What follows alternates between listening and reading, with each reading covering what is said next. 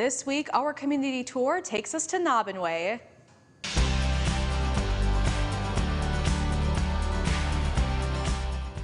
Before we jump in on things to do in the town, we take a look at what Naubinway is all about. It's the northernmost point of Lake Michigan. 45 minutes west of the Mackinac Bridge, the fishing village of Naubinway holds a lot of charm and history. I've done research, I've done quite a few articles on it. And the first reference I saw was in a survey in 1854 when they came in through and checked the area. And at that time, down at by where King's Fish Dock is now, there was a field down there. And they said it was a burned out cabin and 3 graves. No idea who they were or what was that. But the conjecture was that it was like a fishing camp. And then the actual first settlers here was around 1870, a guy named William Bushy, and his wife was Catherine. They moved here from Mackinac Island. They settled here, and originally it was like I think the idea I got was kind of like a trading post. This was an Indian settlement for probably hundreds, maybe thousands of years. He came over here basically to trade with the Indians. King tells me that in 1870, Bushy applied for a patent for the village of Naubinway. In 1871, that patent was received by the government, and in 1872, the patent was granted. The actual name of the town of Naubinway, at the time of the centennial, they wrote a little book called Place of Echoes. And everybody since then has decided that Naubinway means Place of Echoes. But there's kind of a theory that they kind of made it up. I'm a Anishinaabe. I speak a little bit of Anishinaabe, and I've looked it up. I've never found any reference except that, you know, word of mouth says that they just made that up back then.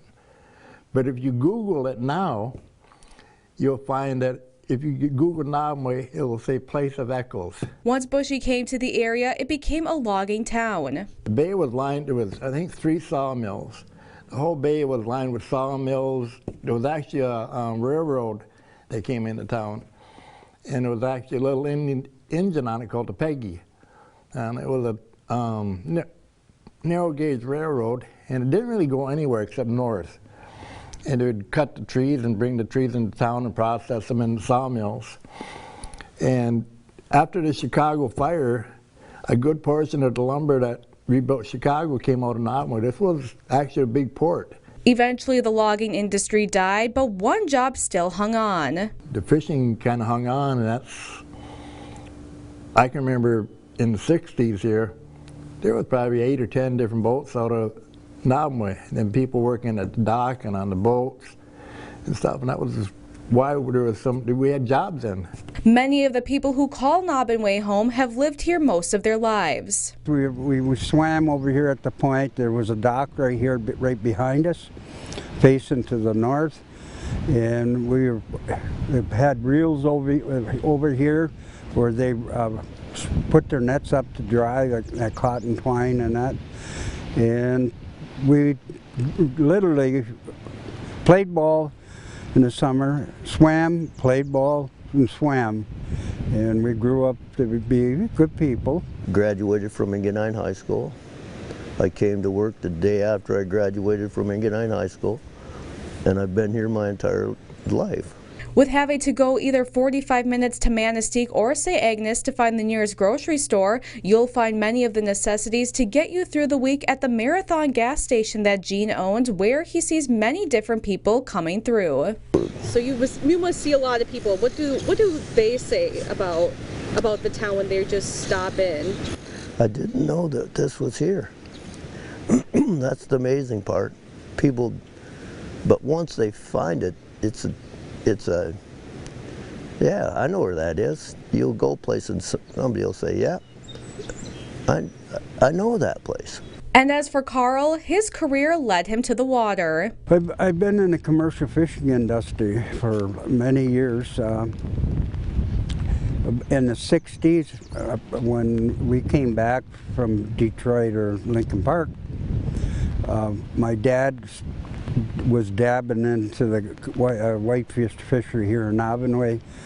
And then after I got out of the service, I went to work for a guy in Manistee, Bob Salmon, who was a big fishery up there. And then I married my wife, we moved back here and we raised our family. And I've been in the fishing industry.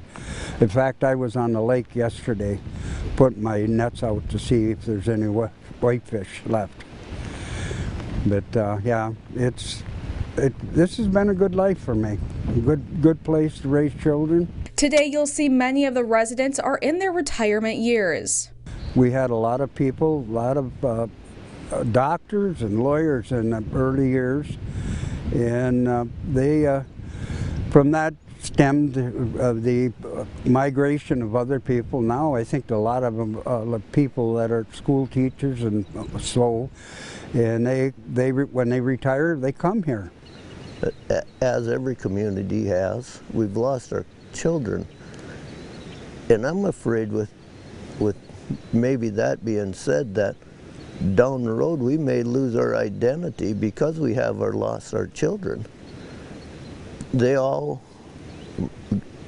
as natural, want to go out and chase the bone or chase the world, you know, and which is great. But at the end of the day, pretty hard to have a ball game with a bunch of 90-year-olds. You can, but there's nobody stealing any bases. So they pay taxes, they live in houses, they need upkeep. But that's the biggest change. There's no children in town. But all seem to agree there's no place like Naubinway. And it's a beautiful place to live in, and no other place in the world that I would rather live in. This has been a wonderful place to live.